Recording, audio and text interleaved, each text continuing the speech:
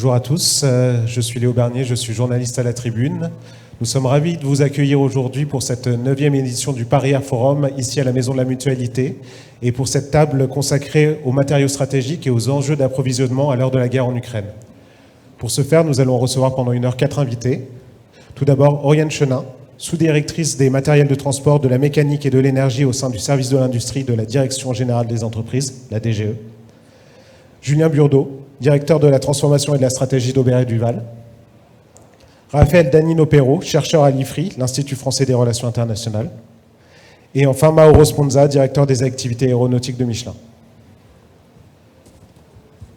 Il y a 3 mois, le déclenchement de la guerre en Ukraine a amené l'industrie européenne à une réflexion intense, celle de repenser ses filières d'approvisionnement pour savoir si elles pouvaient, oui ou non, s'affranchir des importations venues de Russie. Dans le cas de l'aéronautique, le titane a été peut-être le cas le plus emblématique, mais d'autres secteurs sont également concernés. Avec cette table, nous allons nous efforcer d'identifier les réponses industrielles et politiques à cette situation et tenter de savoir si nous sommes aujourd'hui, oui ou non, capables de faire un avion sans la Russie. Et pour ce faire, je vais passer la parole tout d'abord à Raphaël Danino-Perrault. Donc, dès le déclenchement de la guerre, comme on le disait, les équipementiers et avionneurs ont annoncé que le principal poste d'inquiétude venait de l'approvisionnement en titane. Que représente aujourd'hui le titane venu de Russie ? Alors, le titane, en fait, il faut bien différencier. Il y a plusieurs sortes de titane. Donc, d'abord, en fait, il y a environ 8% du marché du titane qui est du titane métal qui intéresse directement l'industrie et l'aéronautique. Le reste, c'est utilisé pour faire des pigments, notamment pour faire de la peinture blanche. Donc, en fait, il n'y a que ces 8%, 10% de titane qui intéressent réellement l'aéronautique. Ensuite, vous avez toujours plusieurs étapes de la mine au produit fini. Donc, en ce qui concerne le titane, vous avez deux sources de minerais, l'ilménite et le rutile, ensuite qui sont transformés en éponge, et puis ensuite en lingots et ensuite en demi-produits. Ensuite, pour être mis dans les composants directement dans les avions et les systèmes énergétiques. Et ensuite, plus spécifiquement pour l'aéronautique, vous avez des qualités particulières. Vous avez la qualité aéronautique, vous avez la premium quality pour les moteurs. Et en fait, toutes les productions d'éponges ne sont pas qualifiées aéronautiques et ne sont pas qualifiées premium quality. Et ces qualifications prennent un certain temps et dans la période actuelle, ça a un véritable enjeu. Donc la place de la Russie dans tout ça, notamment dans le titane de qualité aéronautique, c'est environ 30 à 40% d'une production équivalent à 240 000 tonnes. Total de qualité d'éponges de qualité aéronautique, c'est environ 200-240 000 tonnes. La Russie, c'est 30-40%. En fait, le premier producteur d'éponges de qualité aéronautique, c'est le Japon, qui a environ 50% de la production, et puis il y a le Kazakhstan qui complète le lot. Il y a eu une production d'éponges très importante aux États-Unis, mais qui a fermé en 2020. Donc les États-Unis n'ont plus de production d'éponges, et donc ça questionne en fait ensuite toutes les stratégies d'approvisionnement des grandes puissances en titane. Donc la Russie n'est pas concernée. La Chine produit des éponges, mais pas forcément de qualité aéronautique, mais est un producteur majeur pour le reste du marché. En ce qui concerne la qualité aéronautique, elle fait quelques petites productions de ci, de là, mais c'est faible, et pour l'instant, c'est pas systématique. Elle s'approvisionne principalement en Russie, un peu au Japon. Et puis, comme marché potentiel sur l'éponge de titane, vous aurez potentiellement l'Arabie Saoudite, dont la production aéronautique est en passe d'être qualifiée, alors en 2022, 2023. En tout cas, on est plus proche de la fin que du début. Et justement, donc là, on parle des producteurs, mais l'Europe n'est pas productrice. Elle est par contre consommatrice. Que représente justement ce titane russe dans les échanges avec l'Europe ? Alors, ce titane russe, il représente entre 30 et 50%. En tout cas, avant la crise, il représentait entre 30 et 50% des approvisionnements européens. Après, les Européens n'étaient pas les seuls à dépendre du titane russe. Les États-Unis ont plusieurs joint ventures, Boeing et les fournisseurs de Boeing ont plusieurs joint ventures avec l'entreprise principale productrice de titane qui est VSMPO à Wismar en Russie. Et donc 30 à 50% du titane européen venait de Russie. Les États-Unis s'approvisionnaient principalement au Japon, et toujours d'ailleurs, mais beaucoup en Russie. Donc là, l'interdiction de Boeing, la décision de Boeing de se couper du titane russe aura des conséquences sur le marché. Après, c'est une décision qui prendra acte fin 2022, donc il y a encore un peu de temps pour s'y préparer. Julien Burdeau, Aubert & Duval est au cœur de la filière titane française. Quelles ont été les conséquences du déclenchement de la guerre pour votre activité ? Bien, alors peut-être un petit mot sur Aubert & Duval. Aubert & Duval, donc c'est une entreprise très française. Nos installations industrielles sont en France. C'est quoi, 3500 salariés. Et on produit des pièces et des demi-produits en alliages spéciaux. En alliage de nickel, en acier allié, en aluminium et en titane. Et pour des industries comme l'aéronautique, ça doit être à peu près, je dirais, les 2/3 de notre activité. Et pour d'autres industries telles que la défense, le spatial, l'énergie. Donc je dirais peut-être à titre presque anecdotique, la crise ukrainienne, en ce qu'elle s'est traduite par des sanctions de la part de l'Union européenne, a eu quelques conséquences sur notre chiffre d'affaires. Parce que, vous le savez sans doute, la Russie, c'est pas simplement un producteur de titane, c'est aussi un constructeur aéronautique. Et donc, nous avons dû interrompre nos livraisons à nos quelques clients russes de sous-traitants ou constructeurs dans l'aéronautique. C'est pas extrêmement significatif, mais ça fait partie quand même des premières conséquences. Si on en vient peut-être plus au sujet là qu'on évoquait, le titane. Donc nous, dans le titane, on intervient à plusieurs niveaux. Nous sommes producteurs de demi-produits en titane. Et nous matrissons, nous forgeons des pièces qui sont ensuite directement utilisées par les constructeurs et leurs sous-traitants. Et je dirais dans ces domaines, on a vu différentes conséquences ces derniers mois. D'abord, les demi-produits que nous fabriquons, nous les produisons à partir de lingots d'alliage de titane qui viennent du Kazakhstan. Et donc la première difficulté qu'on a rencontrée, c'est une difficulté logistique pour approvisionner, pour faire venir nos lingots du Kazakhstan.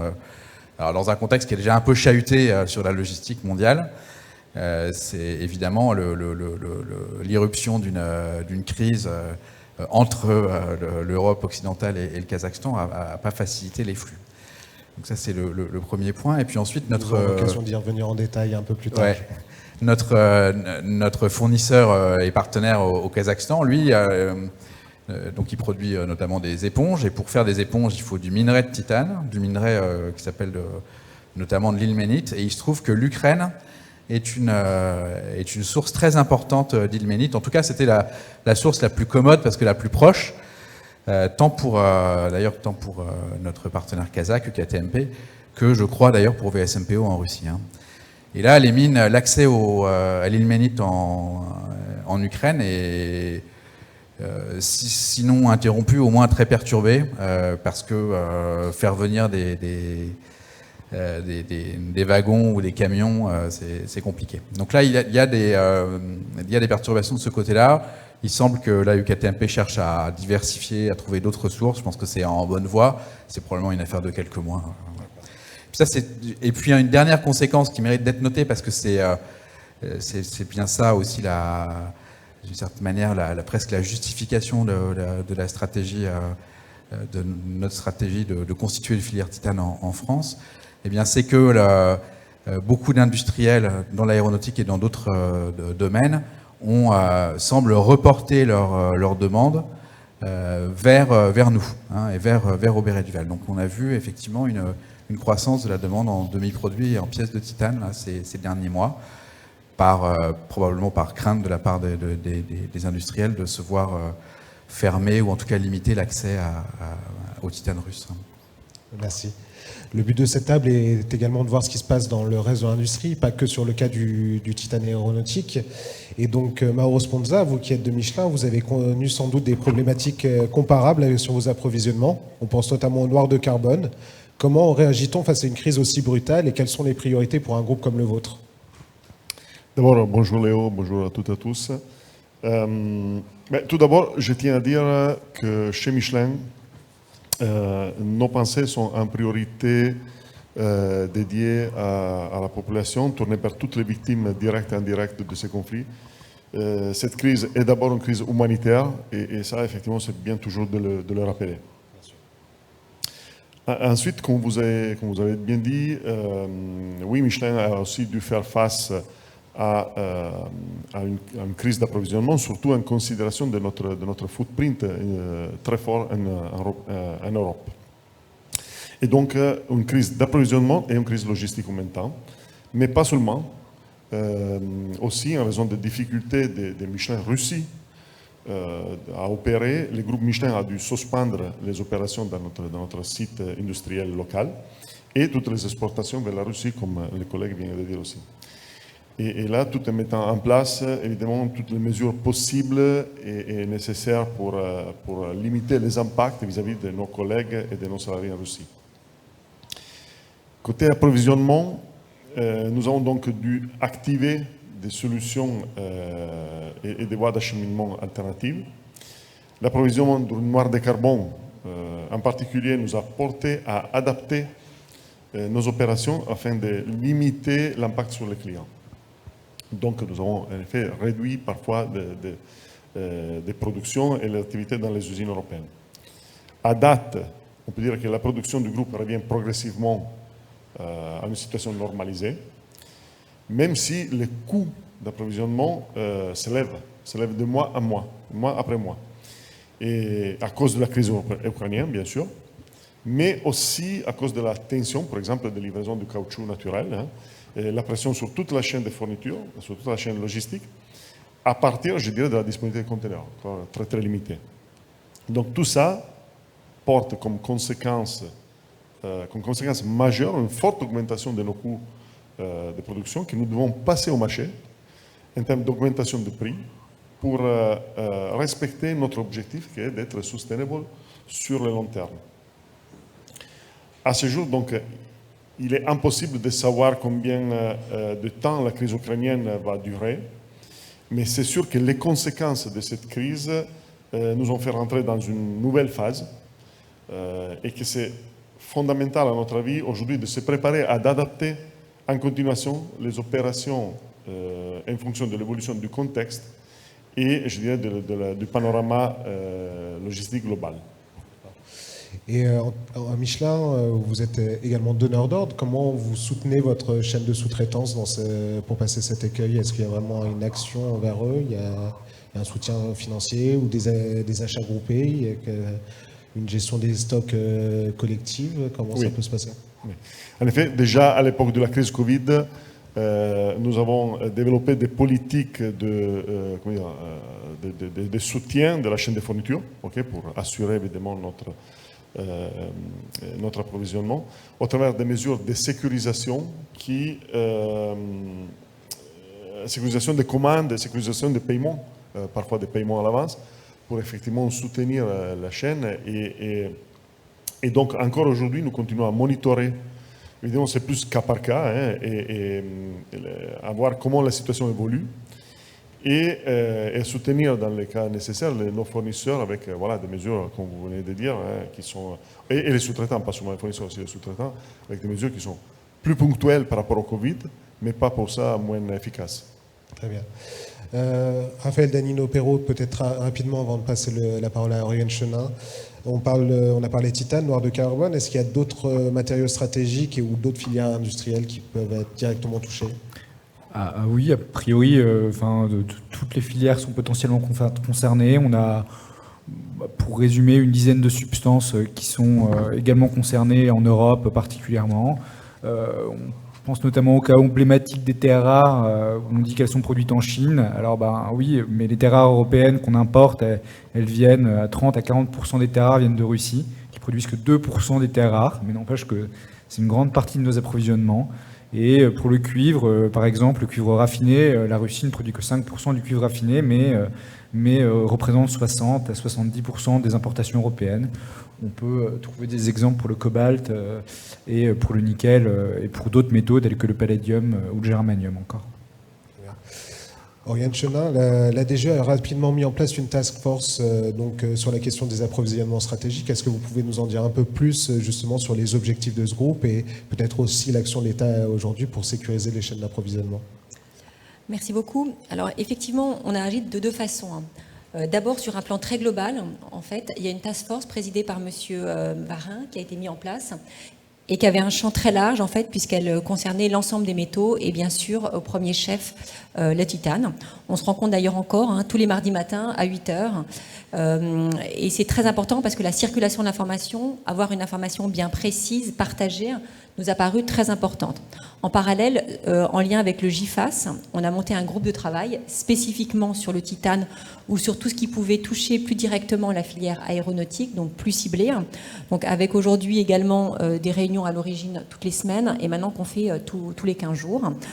Donc je pense que le premier point, c'est voilà, l'État a tout de suite réagi, souhait d'avoir une information extrêmement précise sur notamment la durée des stocks d'approvisionnement, c'est-à-dire à quelle échéance on risquait éventuellement d'être à risque et à quelle échéance on pouvait mettre en danger cette filière de l'aéronautique, qui est une filière d'excellence, à laquelle on accorde tous une importance extrêmement importante, surtout dans un contexte qui continue à être concurrentiel par ailleurs. Ensuite, on a eu, donc une fois qu'on avait cette analyse de données, une fois qu'on avait une vision assez claire des stocks et des risques, on a eu une vision en deux temps. Un premier temps que je dirais court terme et un deuxième temps qui serait à plus moyen terme. À court terme, l'objectif était de sécuriser des approvisionnements nouveaux. On a cité un certain nombre de pays, donc il y a eu des échanges très directs qui ont pu avoir lieu pour justement sécuriser cet approvisionnement. Et ça, on continue et on fait un check-up régulier pour voir où on en est. Et puis ensuite, il y a le moyen terme, et je suis très contente effectivement qu'Aubert & Duval soit aussi dans ce panel, parce que là, on a deux choses. Premier élément clé, il faut qu'on arrive à diversifier, parce qu'on a bien compris qu'on avait une forte dépendance. Et donc, objectif de diversifier nos approvisionnements pour éviter cette... voilà, et qu'en termes de souveraineté, en fait, on soit plus souverain et qu'on fasse attention. Donc ça, c'est le premier élément qui est un élément clé. Et deuxième élément qui risque de prendre un petit peu plus de temps, effectivement, qui est de susciter des approvisionnements de titane recyclé. Alors qu'en matière de titane, on ne l'a pas dit, mais on ne peut pas avoir du 100% recyclé, mais on peut avoir, je crois, jusqu'à 40%. Donc c'est très important effectivement qu'on mette en place cette filière d'éco-titanium, de titane qui soit recyclé et qui puisse permettre, alors en France bien évidemment, et qui puisse permettre d'avoir un approvisionnement complémentaire. Voilà, donc ces deux voies-là, et ces voies aujourd'hui, on les suit extrêmement régulièrement pour être certain qu'une fois qu'on a bien fait le diagnostic, qu'on n'en reste pas là et qu'on passe à l'action. Ouais. Nous reviendrons justement sur ces filières de recyclage et cette diversification des approvisionnements. Mais peut-être qu'aujourd'hui, vous disiez que la première mission était de s'informer, et donc au vu des stocks actuels, de la situation actuelle, des objectifs de remontée en cadence de l'aéronautique, est-ce qu'il y a aujourd'hui un risque pour la production aéronautique en France ou peut-être plus largement en Europe ? Alors les choses peuvent évoluer. Pour l'instant, on n'identifie pas à très court terme de risque. Voilà. Maintenant, on respecte scrupuleusement les sanctions, donc c'est un élément clé, puisque c'est un élément de réponse européenne. On est concerté sur un plan européen, les choses peuvent évoluer. Voilà, donc à très court terme, on ne voit pas de risque immédiat, mais on est extrêmement vigilant, d'où d'ailleurs le fait qu'on continue aujourd'hui la task force et l'ensemble des groupes de travail pour à la fois diversifier nos approvisionnements et avancer sur ce projet qui sera quand même à plus long terme de titane recyclé. Et justement, vous parliez des sanctions. Je crois que le titane n'est pas sous le coup des sanctions, mais est-ce qu'aujourd'hui, en France et en Europe, on continue à importer du titane de Russie ? Alors, on respecte scrupuleusement les sanctions, bien évidemment, et qui ne sont pas concernées pour l'instant par le titane. Très bien. Raphaël Danino-Perrault, de fait, aujourd'hui, donc on a commencé à l'évoquer, vous avez commencé à parler des pays producteurs de titane, mais aujourd'hui... quelles sont les autres filières d'approvisionnement de titane en Europe et qu'est-ce qu'elles peuvent représenter donc, par rapport à la Russie qui était à entre 30 et 50%? Alors, donc, tout d'abord, avant de répondre à cette question, je vais peut-être faire un petit point. Donc effectivement, sur le recyclage, c'est un élément essentiel. Le recyclage des chutes de production est un élément essentiel et constituera un stock très important de titane à l'avenir. Néanmoins, il faut bien être conscient de ça. Le recyclage n'est pas l'unique solution, ne peut pas être l'unique solution, simplement pour des raisons physiques. Voilà, on doit avoir un approvisionnement primaire dans la production d'une éponge, d'éponges et de lingots. Donc je pense qu'il va falloir faire un pas au niveau européen, probablement dans le sens, alors soit de la production, on verra à quel niveau, mais également dans des prises de participation à l'étranger, comme le recommande d'ailleurs le rapport Varin sur ce point. Alors, quelles sont les alternatives en France, en Europe, dans le monde, à la Russie ? Alors, dans le monde, c'est assez simple. L'alternative principale à la Russie, c'est d'abord le Japon. Voilà. Donc ça, le Japon, c'est 50% environ de la production d'éponges au niveau mondial, production d'éponges de qualité aéronautique. Et actuellement, tous les regards sont tournés vers le Japon. La deuxième source alternative, mais voilà, la production japonaise ne pourra pas tout encaisser, probablement. La deuxième source alternative au niveau international, c'est l'Arabie Saoudite, qui va qualifier prochainement, la date n'est pas encore certaine, son éponge. Il y a ensuite le Kazakhstan, mais avec les difficultés qu'on a évoquées tout à l'heure, des difficultés d'approvisionnement en minerais, des difficultés logistiques, mais la production kazakh est toujours là et est de qualité. Elle est pas très importante en comparaison du reste, mais néanmoins elle est là. Pour le reste, si vraiment il devait falloir se couper du marché russe, en fait, il n'y a pas que l'éponge, il n'y a pas que le lingot, il y a également tous les demi-produits qui sont produits par VSMPO à Wismar, tous les produits plats, les produits forgés, notamment pour les trains d'atterrissage, pour lesquels VSMPO a une compétence quasi unique.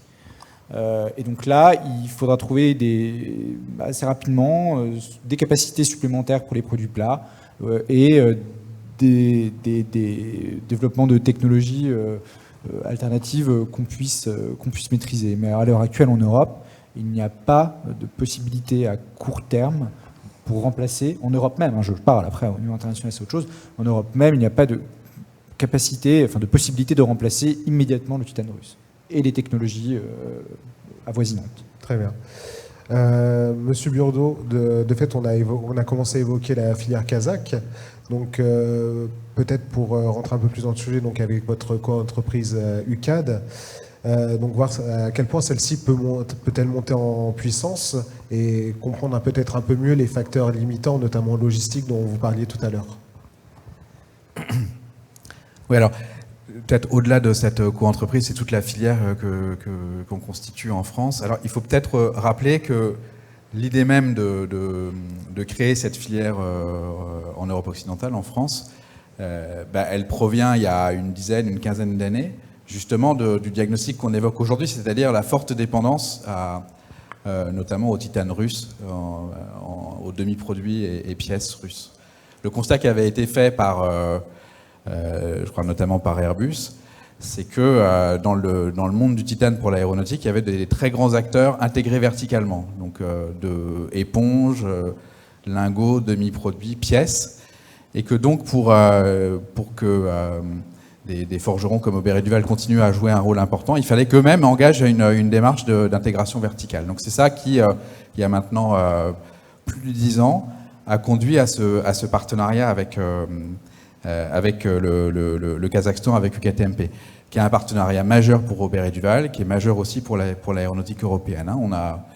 Et je sais que même dans le cadre de la task force État, les questions de comment est-ce que UKTMP peut trouver des solutions d'approvisionnement en ilménite sont des questions qui nous intéressent en France.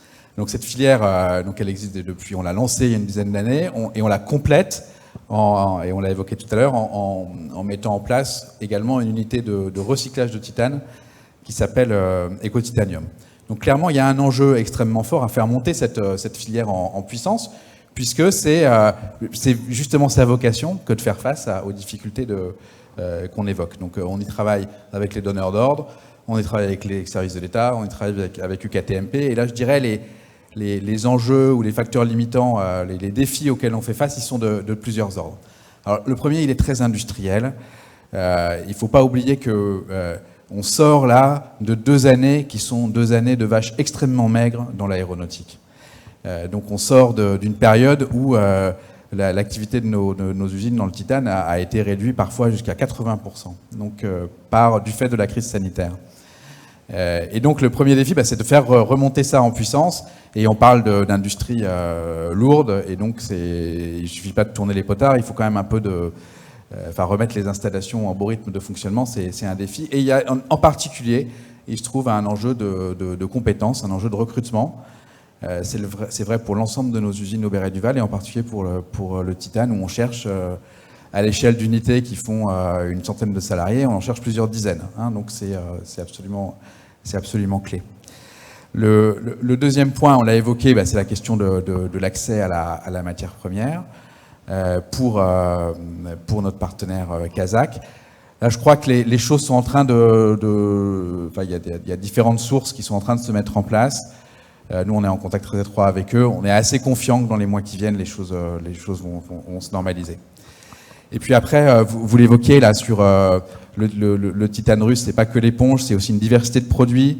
C'est plusieurs types de titane, du titane standard, du titane premium pour les applications critiques.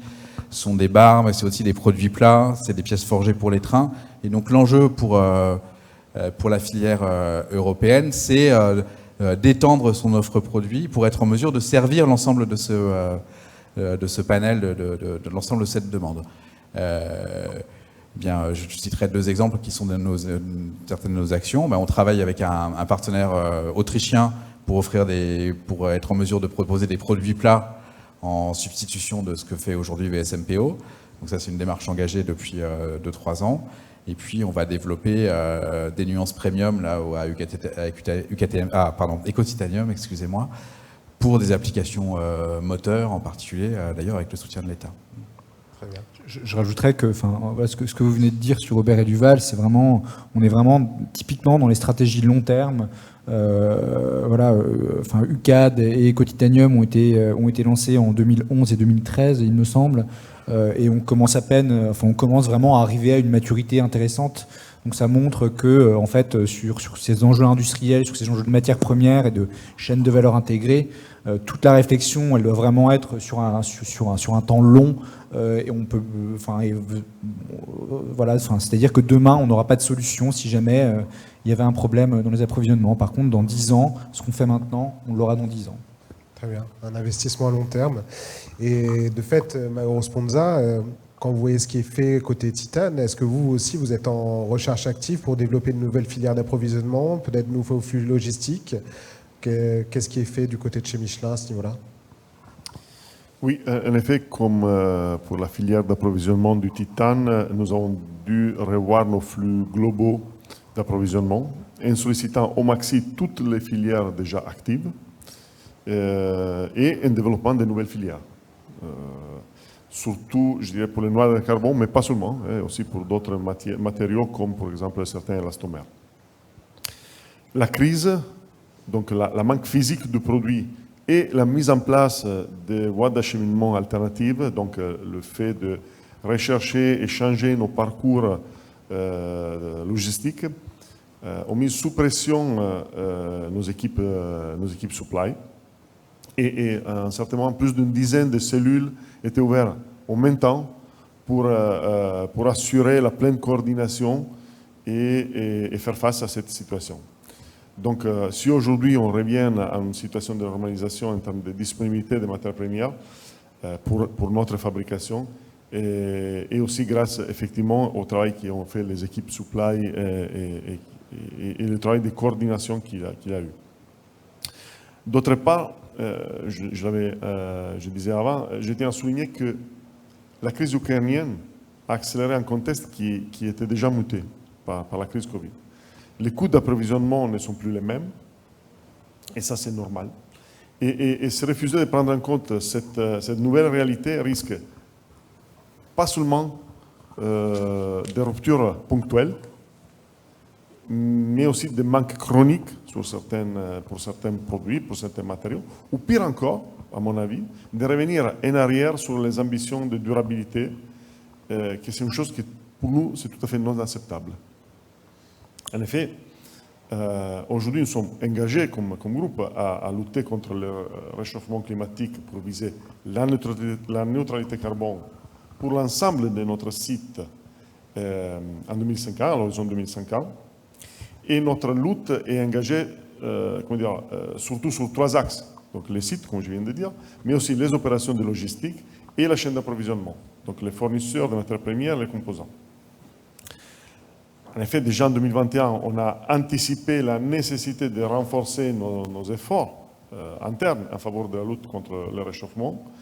Et nous avons décidé de rehausser nos objectifs de réduction des émissions qui sont sous notre responsabilité. Donc là, je tiens encore une fois à souligner que nous n'allons pas revenir en arrière sur ces points. Et si je considère l'exemple spécifique des pneus pour l'aviation que je représente. Aujourd'hui, nous proposons à nos clients de partager cet engagement et ce contexte avec nous.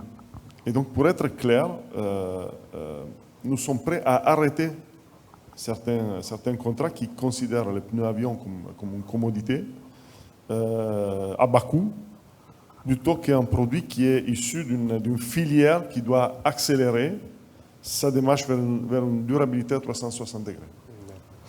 Dans ces réflexions, tout à l'heure on parlait du GIFAS, donc il y a une réflexion au niveau du GIFAS, au niveau de la filière aéronautique, mais est-ce que vous, chez Michelin, est-ce que vous avez une concertation avec d'autres industriels du secteur, avec vos sous-traitants sur ça, ou peut-être avec les constructeurs également?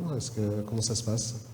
Alors, je dirais que pour ce qui concerne les matières premières, notamment le caoutchouc naturel, okay, il y a effectivement une collaboration internationale pour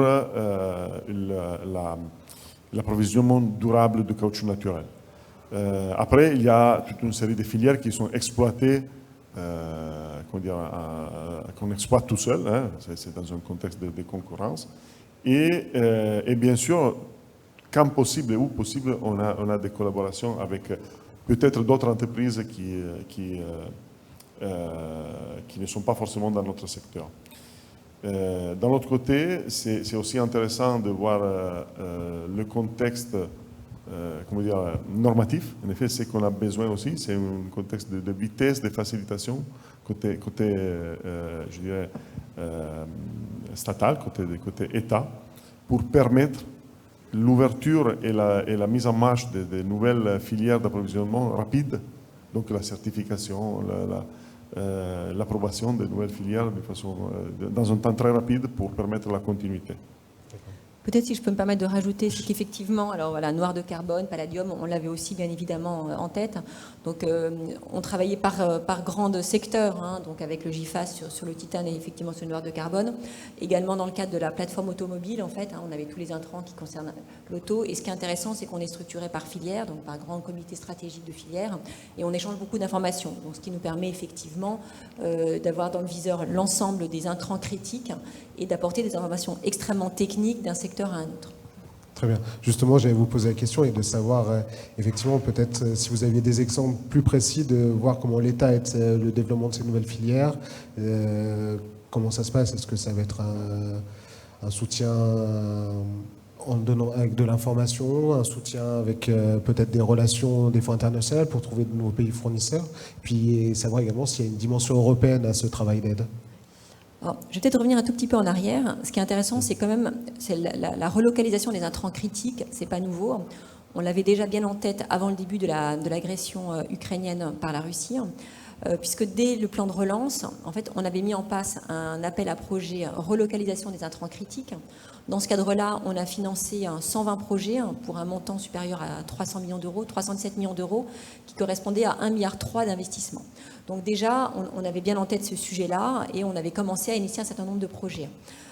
Ensuite, la suite de France Relance, ça a été France 2030, donc 54 milliards d'euros, dédiés à des investissements à risque, hein, pour permettre notamment la grande modernisation de grandes filières dans le cadre d'une économie décarbonée. Et là, on avait lancé en janvier dernier un appel à projet intrant critique. Et celui-là a été complété par un appel à projet, en fait. Donc ça avait été lancé en janvier dernier pour une période de 2 ans.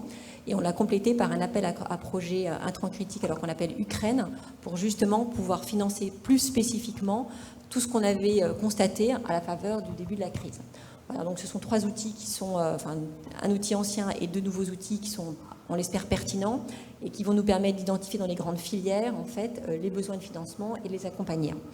Alors ensuite, sous quel format? Effectivement, et c'est intéressant ce que vous avez mentionné, hein, c'est vrai que sur Eco-Titanium, ça faisait quand même pas mal d'années que ce projet existe. Voilà, maintenant, ce qu'on aimerait, c'est qu'effectivement les choses aboutissent, hein, sur des choses extrêmement concrètes. Donc nous, on va bien évidemment continuer. Hein, on continue d'avoir cette task force tous les mardis matins. On continue à avoir des échanges extrêmement réguliers avec le GIFAS pour être certain que maintenant les projets vont pouvoir être déposés dans le cadre des différents appels à projets que j'ai cités et qui vont aller avoir au bout. Donc nous, on va continuer l'information. Ce qui est intéressant aussi, c'est que ça permet en permanence, quasiment en temps réel, de remonter des informations et de remonter éventuellement des besoins d'information, des besoins d'intervention. Et Philippe Varin, d'ailleurs, qui est totalement dédié, aide sur certains cas. Ensuite, sur le sujet européen, bien évidemment, extrêmement important d'avoir une coordination européenne. Donc on travaille énormément avec nos partenaires européens. On a un certain nombre de groupes de travail avec la Commission dans lequel on échange également. Et on essaie de se coordonner parce que si on fait ça dans notre coin, effectivement, on n'arrivera pas à grand-chose. De fait, on voit qu'il y a des projets qui montent en puissance, mais est-ce que sans les importations russes, le risque, c'est pas d'avoir une envolée des coûts de ces matières premières ou des produits qui en découlent ? Bien sûr, c'est un enjeu, on l'a tous en tête, je crois d'ailleurs que Michelin l'a rappelé. Alors, ce qui est intéressant, c'est que cette filière aéronautique, je le disais tout à l'heure, c'est une filière d'excellence, c'est une filière qui est particulièrement bien structurée autour du GIFAS, si je me permets de le répéter, avec une solidarité assez inédite qu'on constate dans peu d'autres filières. Donc nous, ce qu'on constate aujourd'hui, c'est qu'il y a un rôle clé qui est joué par ce qu'on appelle les grands donneurs d'ordre, en fait, qui sont d'ailleurs Airbus et Safran, avec un partage aujourd'hui et sur lequel on est extrêmement vigilant entre ces grands donneurs d'ordre et les sous-traitants. Donc effectivement, c'est un sujet qui est complètement géré au sein de la filière, qui est la plus structurée, avec une énorme attention qui a toujours été menée sur les sous-traitants, et avec aujourd'hui une part très forte que jouent les grands donneurs d'ordre. À nous d'être vigilants pour s'assurer que ça sera toujours le cas. Très bien. Une filière très structurée, mais dont les marges se sont considérablement réduites avec la crise. Mais de fait, au-delà de l'achat de la matière première, il y avait d'autres acteurs qui pesaient sur les approvisionnements. Donc, on a parlé de logistique, il y a aussi la question énergétique. Je ne sais pas si M. Sponza ou M. Burdeau veulent rajouter un élément là-dessus, sur justement cette pression des coûts qui s'accroît. Oui, alors il y a effectivement les coûts des matières premières, et ça dépasse très largement le titane. Toutes les matières, y compris les ferrailles, connaissent des hausses importantes, et qui datent d'ailleurs pas de la crise en Ukraine. Et puis là, on a le cas de l'énergie, qui est vraiment un enjeu majeur aujourd'hui. Nous sommes métallurgistes, donc on utilise des grandes quantités d'énergie, tant d'électricité que de gaz, d'ailleurs, d'électricité dans les aciéries, pour la fusion du métal, et le gaz en particulier pour les activités de forge, parce que vous forgez, il faut réchauffer des pièces, voilà. Donc des quantités importantes.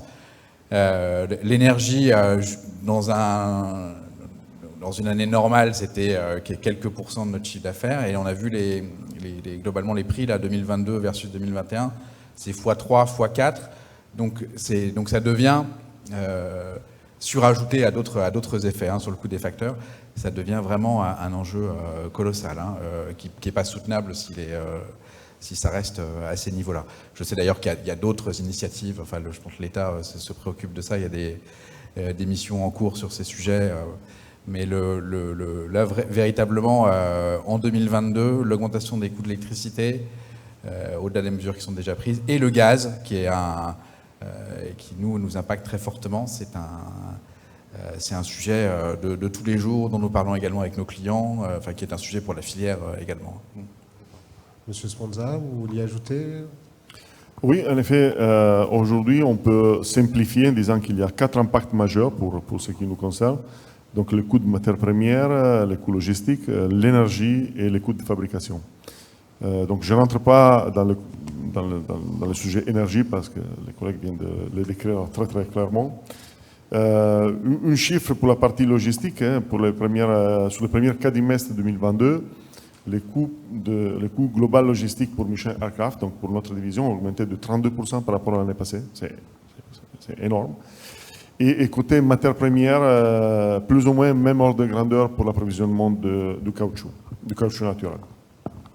Donc, c'est 2 exemples sur l'aspect matières premières et logistique. Je viens aussi parler du coût de fabrication, parce que nos équipes sont ici, sont basées à Saint-Douchard, près de Bourges, et ils font un travail qui est extraordinaire. Ça va revenir quelques soucis tout à l'heure. Voilà, c'est bon. Je disais, ils font un travail extraordinaire. Ce sont des équipes qui sont reconnues par des compétences spécifiques. Nous équipons plusieurs avions sole source qui sont avec des pneus qui sont fabriqués à Saint-Duchat. Et ça représente comment dire, un challenge technologique, mais aussi un challenge en termes de complexité des procédés et des compétences de fabrication. Donc aujourd'hui, notre coût de fabrication augmente, le coût de nos produits augmente, mais c'est aussi pour garder notre savoir-faire et notre avance technologique. Ça, il faut bien toujours le garder en tête. Très bien. On a commencé à évoquer la question du recyclage, donc une filière qui monte en puissance, qui ne peut a priori pas tout faire, mais aujourd'hui, M. Burdeau, c'est celui qui en a moins parlé. Est-ce qu'aujourd'hui, c'est une alternative viable et surtout, est-ce qu'on est déjà sur quelque chose d'opérationnel? Dans quel volume? Dans quel prix? Alors sur le sujet, alors, on a parlé de l'enjeu de souveraineté lié au recyclage. Et puis, il y a évidemment aussi un enjeu de décarbonation, un enjeu de développement durable, d'industrie durable. Alors d'abord, pourquoi est-ce qu'on parle de recyclage de titane? Dans le titane dans l'aéronautique est destiné à faire des pièces.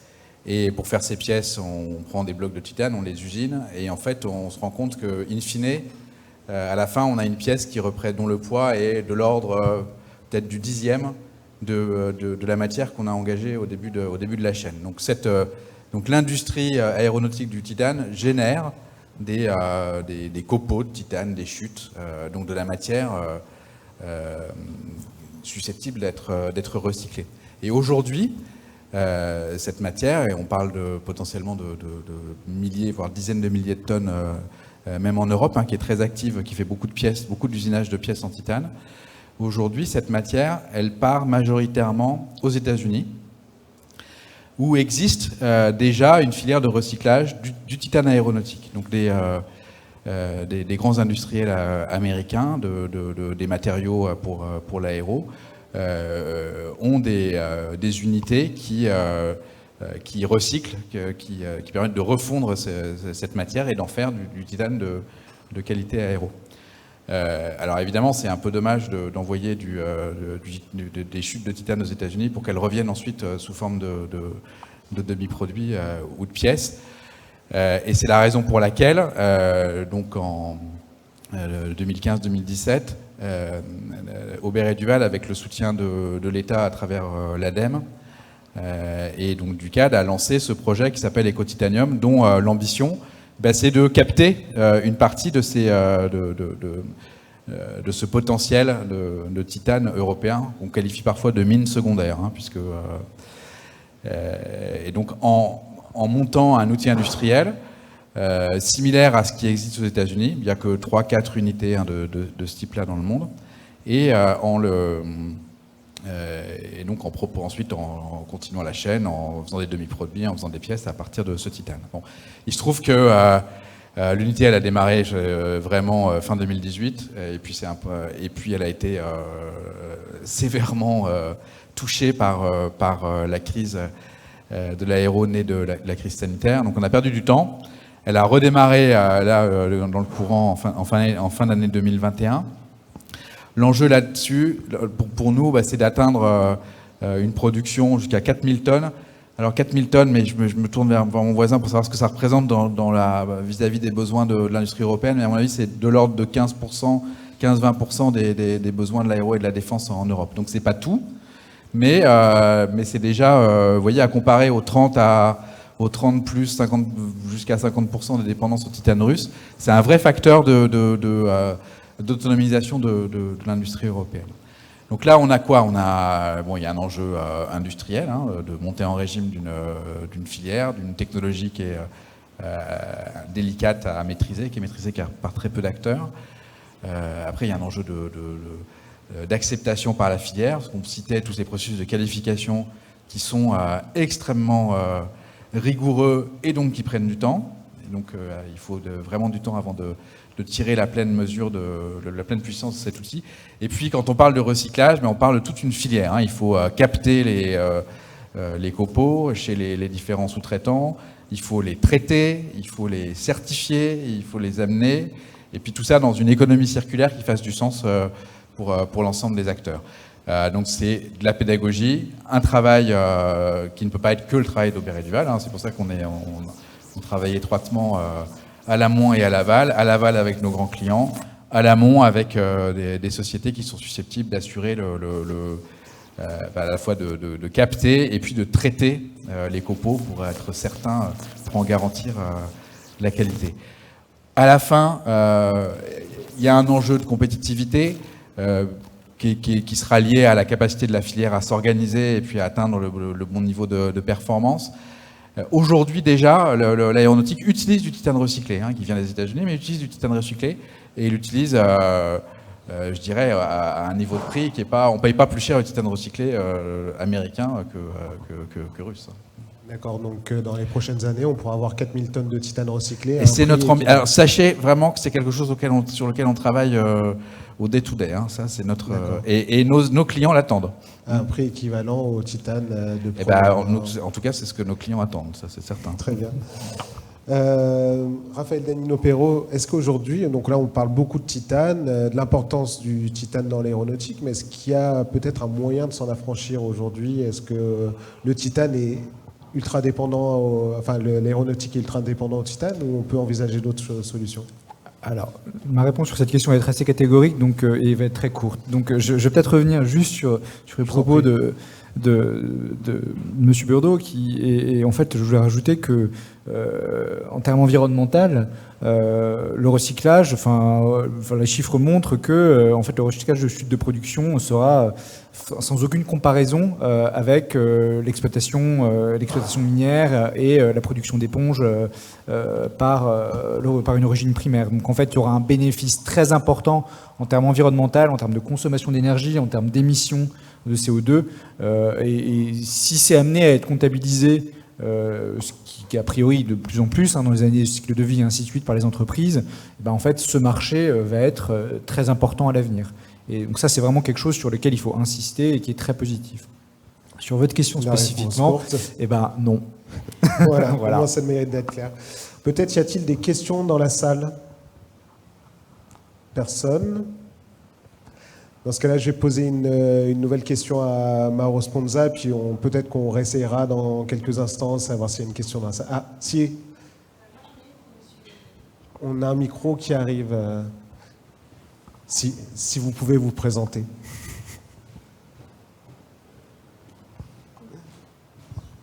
Bonjour, Adeline Daboval, Le Parisien.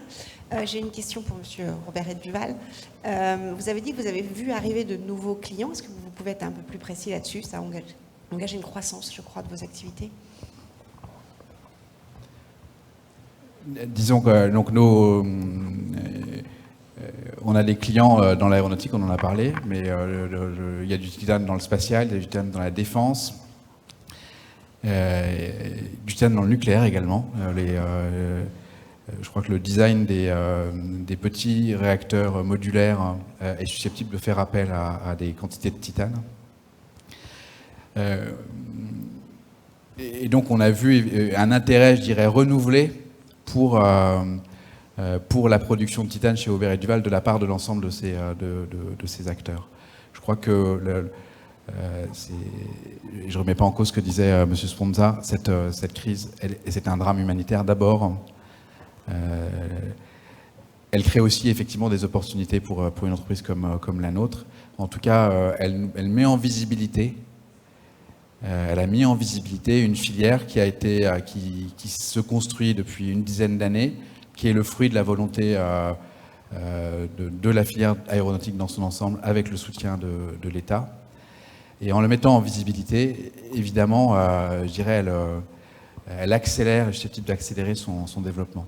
Donc c'est comme ça qu'effectivement, on travaille avec les grands Européens de l'espace, les acteurs français de la défense, et c'est de cette manière-là qu'on approfondit la vocation d'Aubert et Duval, qui est véritablement d'offrir à ces industries dites de souveraineté les matériaux dont elles ont besoin.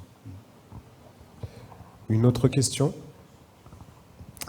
Alors, de fait, je vais poser ma question à M. Sponza. Donc là, on vient de parler recyclage. la question des nouveaux matériaux, mais la réponse était catégorique, c'était un non. Sur l'aéronautique, en tout Sur cas. l'aéronautique.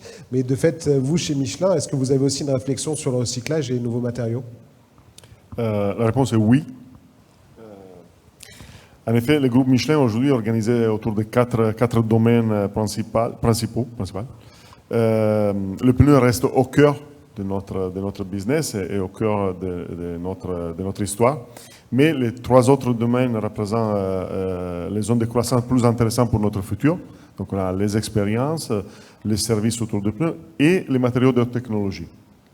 C'est évidemment dans cette dernière division que nous retrouvons des compétences spécifiques sur les matériaux.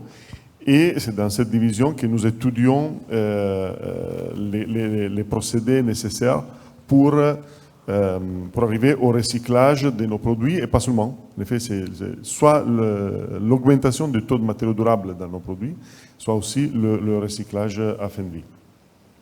Pour être clair, le temps de développement n'est pas compatible avec le temps de la crise.